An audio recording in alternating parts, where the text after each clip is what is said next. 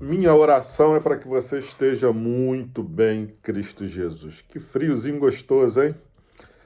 Hoje eu quero considerar o Evangelho de Mateus, no seu capítulo 20, do verso 1 ao verso 16, e a gente vai falar de algo um pouco mais aprofundado, por isso não estou fazendo no shorts, mas aqui no vídeo um pouquinho mais longo só.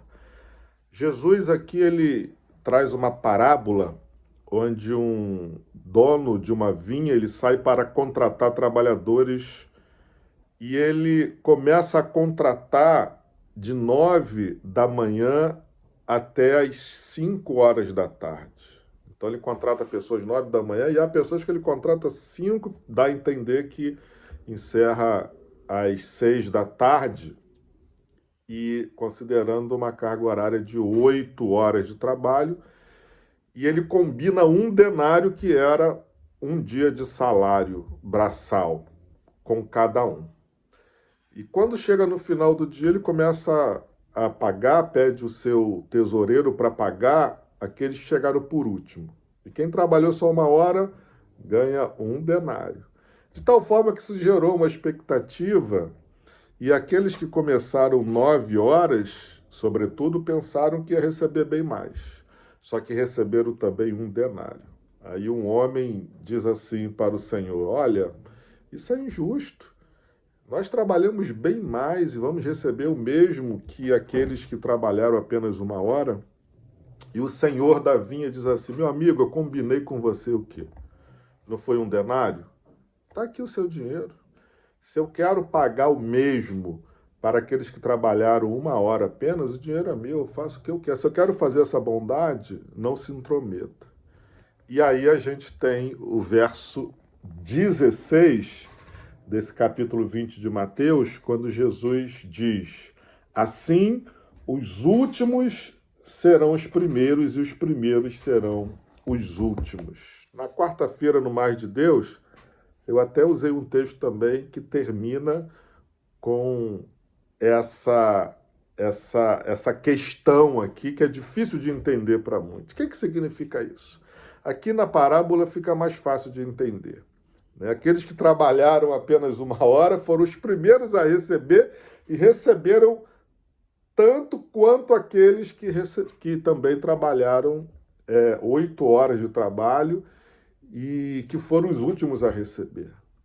O que isso significa, meus irmãos? Significa que a forma de Deus julgar e tratar as questões é diferente da maneira terrena e mundana, da maneira humana. Eu não gosto muito de usar humano porque empobrece a ideia da humanidade, mas o humano caído, né?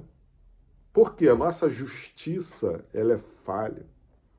O nosso julgamento ele é parcial, ele é limitado, ele é perverso muitas vezes e até injusto. Não que a gente não deva buscar compreender a partir da nossa lógica e tentar aplicar algum juízo, mas a gente sempre falha. E aqui entra a ideia, essa parábola ela está ligada a uma doutrina muito cara para nós, que é a ideia do juízo. Todos nós vamos prestar conta diante de Deus um dia. Eu vou falar sobre isso na pregação de domingo pela manhã, a partir de Tiago capítulo 2. E no julgamento de Deus, a lógica humana não fará sentido. A lógica de Deus. E eu creio que isso deve confortar o nosso coração, porque como seres humanos caminhando nessa terra, quantas injustiças nós já não sofremos e vimos. Então a nossa consolação é que um dia tudo será passado a limpo. Tudo. Não há nada que não irá passar por esse justo, santo, perfeito, amoroso, mas santo juiz. E a lógica de Deus é completamente diferente. Mas outra coisa que deve nos trazer esse texto, e o que eu estou falando, é como nós temos julgado também as questões. Será que buscando entender uma lógica de Deus, da graça, da misericórdia, da santidade. É verdade, né? Deus é um Deus que ele é misericordioso, amoroso, mas santo. Ou será que a gente tem se apegado à ideia humana? Né? Quando a gente se apega à questão humana, terrena, a gente aponta o dedo para os outros, né? E a gente esquece também que nós somos também pecadores e erramos. Então, essa questão, né? Os últimos serão os primeiros e os primeiros serão os últimos, deve fazer a gente refletir.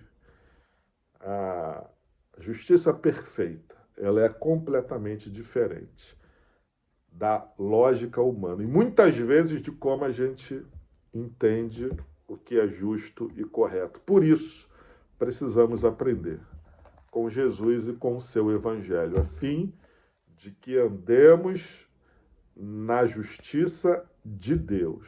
Essa sim é perfeita, não nos traz decepção e só acrescenta aquilo que é bom na nossa vida, e é essa que vai se estabelecer por toda a eternidade. É com essa palavra que eu quero profetizar um dia abençoado sobre a sua vida, como também um final de semana abençoado, em nome de Jesus. Amém e amém.